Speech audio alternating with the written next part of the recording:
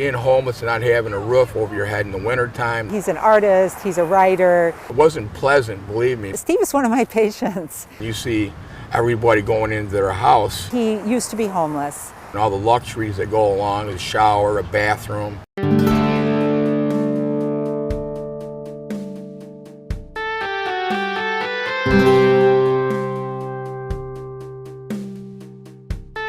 My role in the street medicine project at the University of Rochester is to break the ice when we encounter and find a homeless squat or a shelter.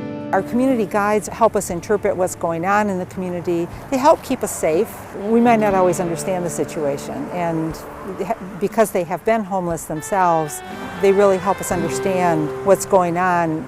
They're really important in bridging the gap between the students and the homeless. You never know who you're going to meet, and it's great to have somebody who's really connected, who's been there. They introduce us in a calm, gentle, non-threatening manner. The medical students and doctors come in and they know that we're here to help. I worked with the homeless down in D.C. at the Community for Creative Nonviolence 2 years in nonviolent civil disobedience, avocation, and homeless rights. And I worked 2 years down to St. Joseph House of Hospitality, Rochester Catholic worker full-time. For decades, this is where homeless stayed, right underneath there. It's called The Hole. I've been homeless for a multitude of reasons: unemployment, mental illness, negative coping methods, alcohol, drugs. Took advantage of every social program. Always went to shelters, groups, therapy, counseling, any program, VA. I'm a veteran. I'm not homeless now, and I haven't been over 10 years.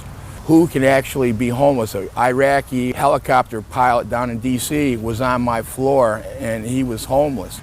Having a preconception that everyone has, it's natural to have preconceptions about other people and thinking, oh, that person's really different. I don't know if I would be able to talk to them. But then what I've learned through the outreach that I've done is that each time I've thought that, I've always been wrong, and there's always something in common that I've seen with me and the other person, or there's something that is interesting that I can learn from them. As far as who can be homeless, there is a multitude of social economic factors. Some personal mistakes, some bad decisions, lost your job, got injured, lost your unemployment insurance, divorce, alcoholism, drug addiction. I don't think we should blame the victim. We should reach out our hand in kindness and uplift them and encourage them and help them. Peanut butter and cheese crackers too for you, hey, along with the socks. Thank you very much. So, hope that helps. It will.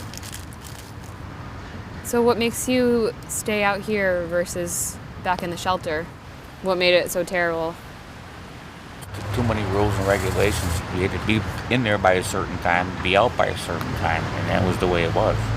I just choose not to. Maybe that sounds crazy, I don't know, but... Doesn't sound crazy. Most people would say, what is wrong with you, you know? I've come to really respect someone's decision to be homeless, and even if it's not completely their choice, people are able to live without anyone telling them where to be or where to go, and they're free in a way. I just like to be independent. This way nobody bothers me. I do what I do as far as picking up my cans. You are free when you're homeless. It's like being a mountain man back in the 1800s, living out in the elements, and I have utmost respect for them because they're hard-working Americans. They work their butts off collecting 5-cent cans and bottles. It's important to not go into a situation thinking, oh, I have all the answers for you, because you clearly don't. Once they see that we're not going to judge them and we care about them, then they're usually pretty willing to reveal their health problems, and then at that point we can start addressing those needs. You mentioned last time that you were having problems with your hernia. Yeah. How has that been going for you? It does bother me when I walk a lot. Are you still able to pass your bowels and everything normally? Yeah. Is that still okay? Yeah. Is there any pain besides like when you're walking, or is it? Recently, it hasn't been that bad. It could get strangulated, so like your intestines could get twisted up, so it creates a blockage. That's like the worst thing that would happen. How can you of our medical students help John? What will he decide to do when the weather gets colder? Find out more in upcoming episodes of The Street Medicine Chronicles. For the University of Rochester Medical Center, I'm Jeffrey Mead.